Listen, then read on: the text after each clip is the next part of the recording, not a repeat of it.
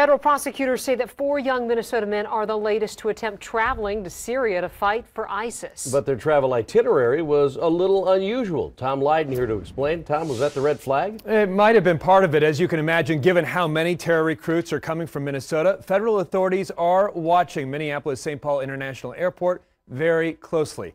So these young men planned to leave out of New York's JFK. All had different travel itineraries, but it began with the same long bus ride.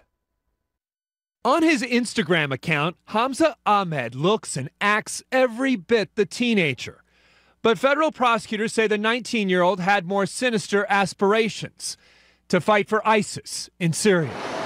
Last November, Ahmed and 3 other young men from the Twin Cities took a Greyhound bus from Minneapolis 1,000 miles to JFK Airport in New York. The other 3 were stopped by customs, but Ahmed was already on board a flight to Turkey when the FBI pulled him off the plane. Ahmed telling agents he was traveling on to Spain by himself, but had no hotel reservations. All 4 were allowed to take a Greyhound back to Minneapolis, where the FBI again interviewed Ahmed, who denied knowing the other 3, only recognizing one from Burnsville High School. But the FBI had video from the bus terminal showing they'd traveled together. 3 months later, Ahmed was finally arrested this morning, and in federal court this afternoon was charged with lying to the FBI. The kids are still going to join ISIS and Al-Shabaab, so something is wrong here. They're still leaving. They're still living. Community activist Omar Jamal believes the recruiting tactics are changing. Instead of using Minneapolis-St. Paul International Airport, they're using New York, Chicago, LA airports, even sometimes to Toronto and Montreal airports. And social media is how they communicate. The FBI finding Twitter messages between Ahmed and one of the other travelers, talking about meeting at the mosque, needing to talk somewhere that ain't hot.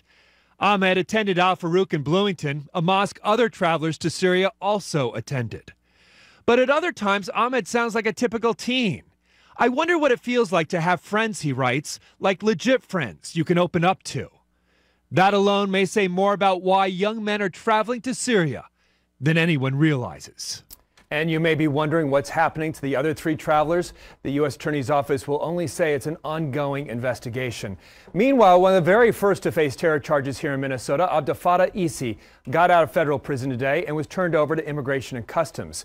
Isi, who left a terror training camp in Somalia and returned to the U.S., only served 3 years because he cooperated with the FBI and testified against other recruiters. Isi, who is not a U.S. citizen, is expected to be allowed to stay in the U.S. A former prosecutor involved in this case told me tonight that if Isi was returned to Somalia, he would almost certainly be killed.